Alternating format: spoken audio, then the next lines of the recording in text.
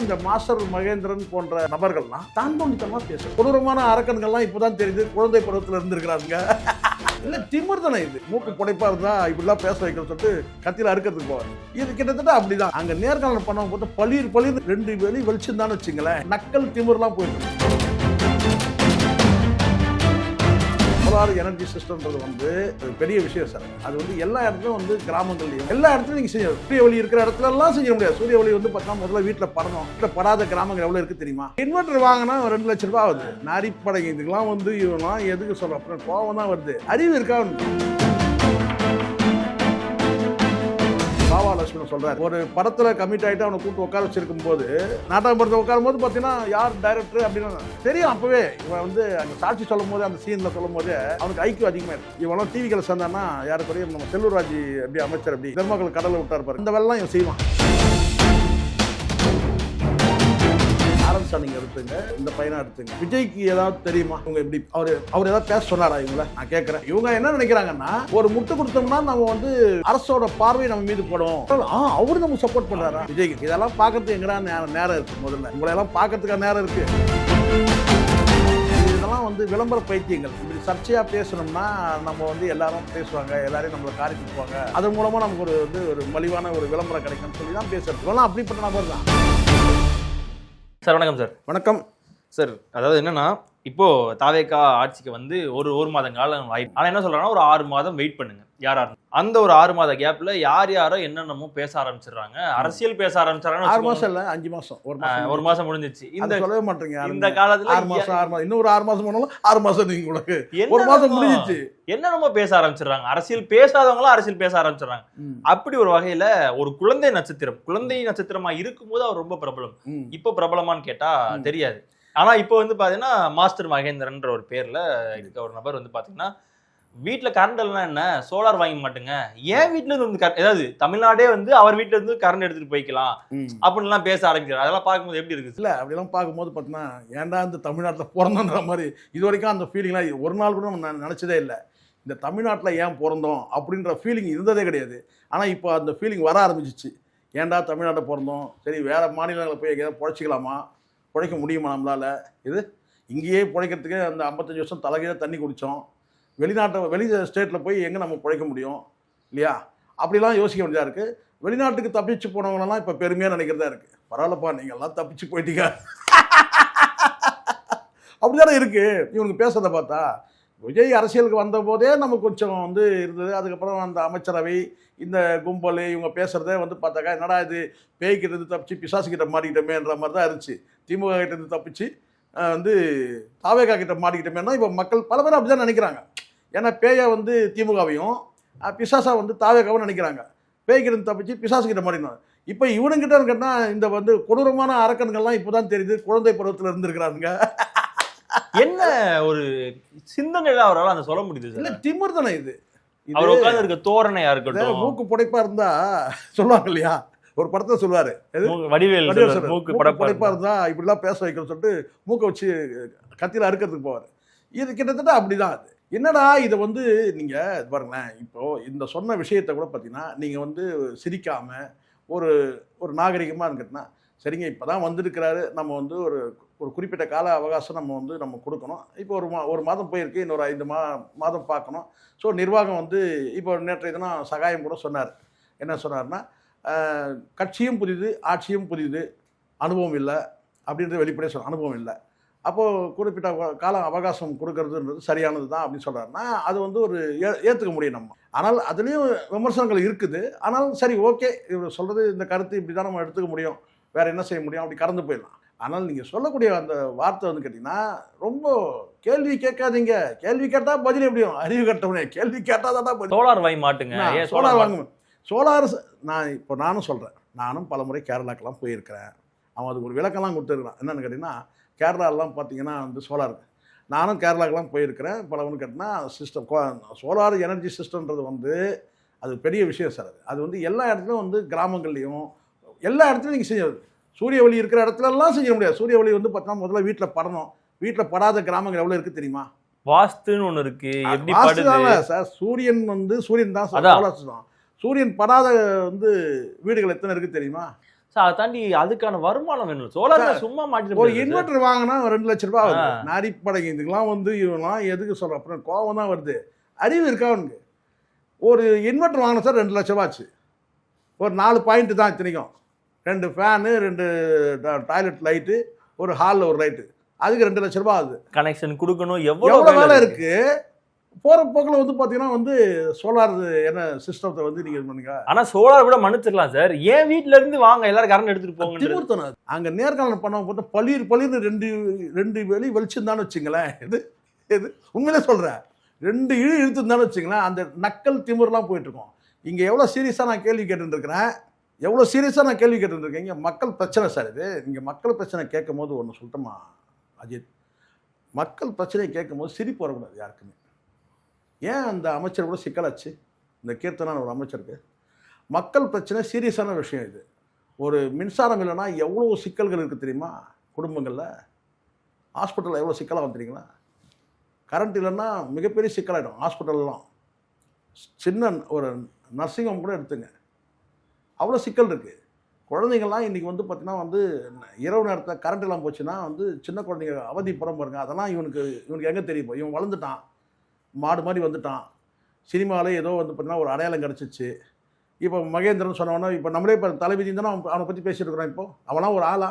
இப்போ நான்லாம் பேச முடியுமா? 55 வயசு ஆகிடுச்சு எனக்கு. நான் இந்த பிரிண்ட் மீடியாவுக்கு வரும்போது வந்து பார்த்தீங்கன்னா வந்து அவன் என்னவா இருந்திருப்பான்? பிறந்தே இருக்க முடியாது. யார் சார் ஃபர்ஸ்ட்? அவன் யார் என்ன அவனை பற்றி மகேந்திரன் இல்லை சார். ஒரு அது நீங்கள் சரியாக தெரியுங்க. பாபா லட்சுமணன் சொல்கிறாரு, ஒரு படத்தில் கமிட் ஆகிட்டு அவனை கூப்பிட்டு உட்கார வச்சிருக்கும் போது, அதுதான் அது வெளிப்படையாகவே சொல்லு. நாட்டாமை படத்தில் வந்து நாட்டாமை படத்தில் உட்காரும் போது பார்த்தீங்கன்னா யார் டைரக்டர் அப்படின்னு தெரியும். அப்போவே இவன் வந்து அங்கே சாட்சி சொல்லும் போது, அந்த சீனில் சொல்லும் போதே ஒரு முச்சத்தையாக சொல்லுவாங்க தெரியுமா, ரொம்ப வந்து ஐக்கியம் அதிகமான பிள்ளை. அவனுக்கு ஐக்கியம் அதிகமாக இருக்குது. அதுதான் நம்ம சொல்லணும். அறிவு அதிகமாக இருக்குது. இல்லைன்னா சொல்கிறான்ல இவன் யாருக்குறைய வந்து எனக்கு தெரிஞ்ச வரைக்கும் இப்போது இவெல்லாம் டிவிக்கில் சேர்ந்தான்னா யாருக்குறைய நம்ம செல்லூர்ராஜ் எப்படி அமைச்சர் எப்படி தர்மாக்கோல் கடலை விட்டார் பாருங்க, அந்த மாதிரி இவனுக்கு வந்து பார்த்தீங்கன்னா அந்த வேலைலாம் இவன் செய்வான். அது தெரியுது, அந்த ஒளி ஓட்டம் தெரியுது இவனுக்கு வந்து பார்த்தீங்கன்னா டிவிக்கில். நான் என்ன சொல்கிறேன்னா, ஆட்சியாளருக்கு முட்டு கொடுக்குறது தப்பே கிடையாது. அந்த முட்டு கொடுக்கறது கூட பார்த்தீங்கன்னா வந்து நியாயமாக ஏற்றுக்கிற மாதிரி இருக்கணும். இப்போ சகாயம் சொல்கிறதுக்கு கூட நம்ம வந்து ஒரு 50% நம்ம ஏற்றுக்க முடியும். ஏன்னா ஒரு 6 மாத காலம் நம்ம அவகாசம் நம்ம கொடுப்போம் அப்படின்றாரு. ஆனால் அவருக்கே ஞாபகம் இல்லை, 1 மாதம் முடிஞ்சிச்சு.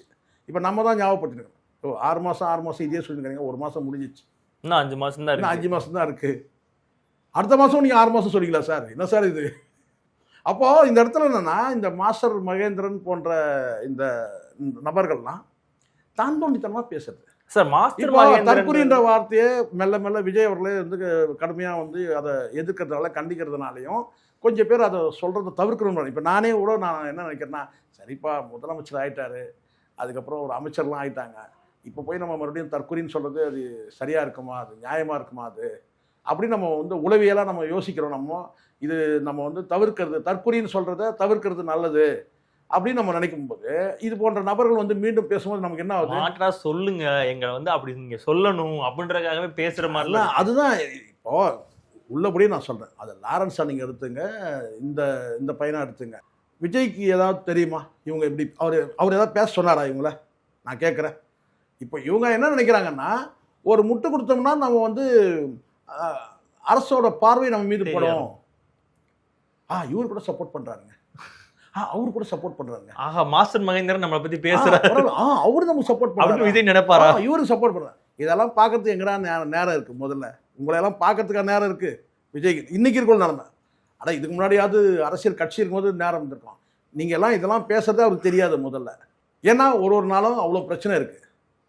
நீங்கள் வந்து பார்த்தீங்கன்னா மனசாட்சியெல்லாம் சூப்பராக இருக்குன்னு சொல்கிறீங்க. இப்போ என்ன கேட்குறாங்க அஜித், என்கிட்ட கேட்குறாங்க, சார் இந்த 1 மாத காலம் ஆட்சி எடு சார், குறை இருக்குங்க, நிறை இல்லை, முடிஞ்சிச்சு. ஸ்ட்ரெயிட்டாக ஒரே அடி. நம்மக்கிட்ட இந்த வளைஞ்சி நெலிஞ்சி ஐயோ இதை சொன்னால் வந்து கைது பண்ணுவாங்க, இது சொன்னால் வழக்கு பதிவு பண்ணுவாங்க அப்படிலாம் கிடையாது. சிம்பிளாக ஒரே வார்த்தை, குறைகள் இருக்குங்க, நிறை இல்லை. நிறை வரும்போது நம்ம சொல்லலாம். 1 மாதத்தை அவ்வளோதான் சொல்ல முடியும். குறைகள் இருக்க தானே செய்யுது, நிறை இல்லை. என்ன சொல்கிறீங்க? சூப்பராகுதுன்றோம். யார் சொல்கிறது? ராகவ அரசு எப்படிங்க இருக்கும்? சூப்பராக இருக்குது. என்ன பார்த்துட்டு என்ன சூப்பர்? உன் பார்வையில் நீங்கள் சொல்கிற சூப்பர்னா என்ன சொல்லு, என்னெல்லாம் சூப்பராக இருந்துச்சு சொல்ல முடியுமா? சார் எனக்கு அதே மாதிரி இப்ப என்னன்னா மாஸ்டர் மகேந்திரன் சொல்றது இந்த மாஸ்டர் படத்துல நடிச்சாரு அதனால மகேந்திரன்.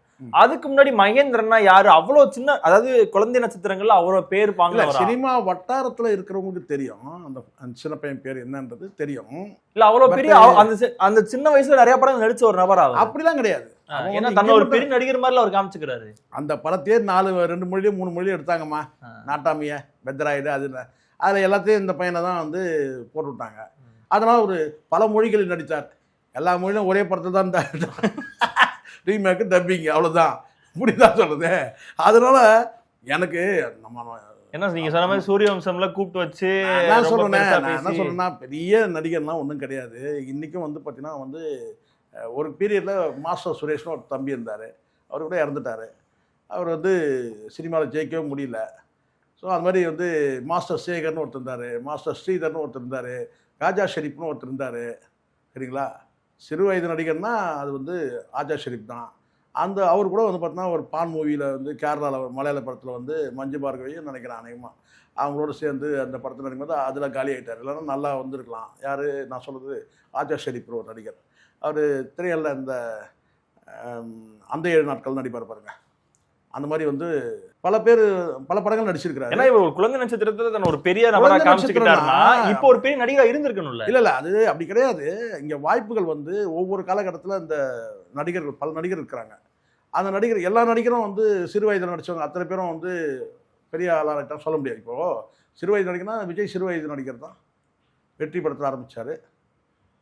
8 வயசுல நடிக்க ஆரம்பிச்சார். அதே மாதிரி இவரு அஜித் கூட அப்படிதான். 12 மீனாவும் அப்படிதான்.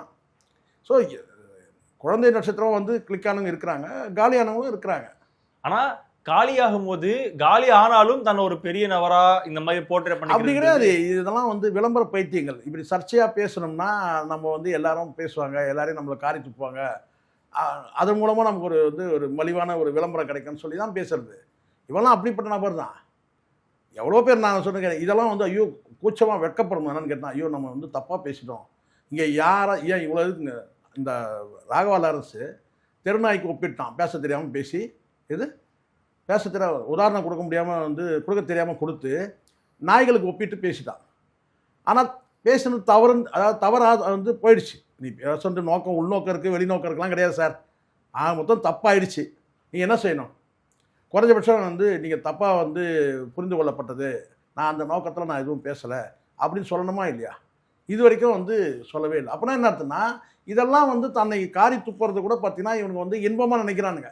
இது சந்தோஷம். பற்றியா நம்மளை பற்றி பேசுகிறாங்களா? நம்ம பற்றி எல்லாம் பேசட்டும். அப்போ இவனுங்க என்ன மாதிரியான ஜென்மங்கள் இவனுங்க?